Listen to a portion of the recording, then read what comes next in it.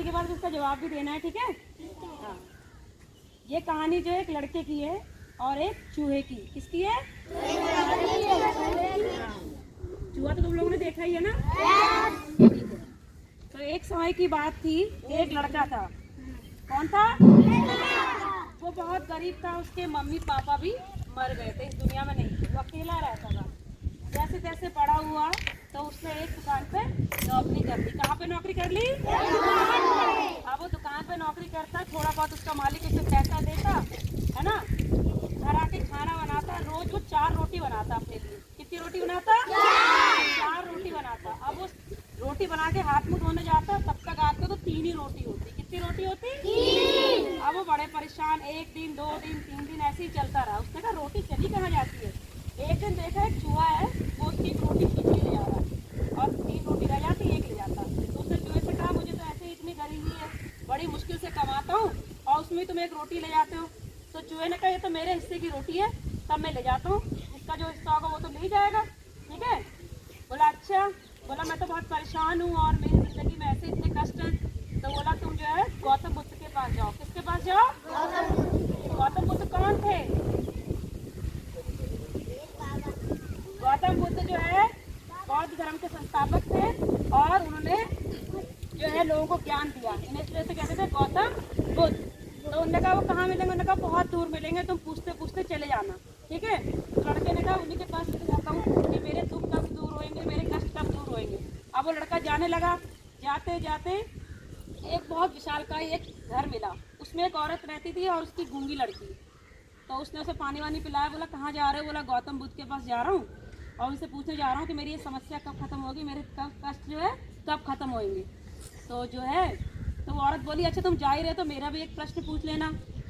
ये मेरी लड़की 20 साल की होगी, अभी तक बोल नहीं पाती, गूंगी है, कब बोलेगी? उसने कहा ठीक है, मैं पहुँच जाऊँगा तो ज़रूर पूछूंगा। अब वो जाता रहा। आगे एक बर्फ़ का बहुत बड़ा विशालकाय पर्वत दिखा। एक बर्फ़ ही बर्फ़ चारों तरफ। वहाँ पर एक आदमी बैठा हुआ तपस्या कर रहा। उसने कहा आप यहाँ पर क्या कर रहे हैं? उन्होंने कहा मैं सालों से तपस्या कर रहा हूँ लेकिन भगवान मुझे स्वर्ग का रास्ता नहीं दे रहे हैं। बोला तुम कहाँ जा रहे हो? बोला गौतम बुद्ध के पास जा रहा हूँ और मेरी ये समस्या उसने बताई। तो बोला ठीक है, जब तुम वहाँ पहुँच जाओ तो मेरा भी एक प्रश्न है, उनसे पूछना मुझे स्वर्ग का रास्ता कब मिलेगा। उसने कहा ठीक है, जब मैं पहुँच जाऊँगा ज़रूर पूछूंगा। आगे जाता है, जाते जाते उसे जो एक कछुआ मिलता है। नदी पार करनी होती है ना, नदी में एक कछुआ होता है, वो तैर रहा होता है, बहुत बड़ा कछुआ था। तो उसने कहा भैया जो है मुझे ये नदी पार करा दो, मुझे आगे गौतम बुद्ध के पास जाना है। तो उसने कहा ठीक है, तुम मेरी पीठ पे बैठ जाओ, मैं नदी पार करवा देता हूँ। कछुए ने उन्हें नदी पार करा दी। अब वो नदी के पार पहुँचता है तो कछुआ कहता है कहाँ जा रहे हो? बोला वही गौतम बुद्ध के पास जा रहा हूँ। सारी घटना उसने बताई। तो बोला ठीक है, जब वहाँ पहुँच जाओ तो मेरी भी एक बात पहुँचना कि मुझे ड्रैगन बनना है। ड्रैगन कौन होता है? जो आग निकालता है, उड़ता भी है। बोला मुझे ड्रैगन बनना, मैं कैसे बनूंगा, कब बनूंगा? उसने कहा ठीक है, जब मैं लौटूंगा तो पूछ के आऊँगा जरूर। अब उसके पास कितने प्रश्न हो गए?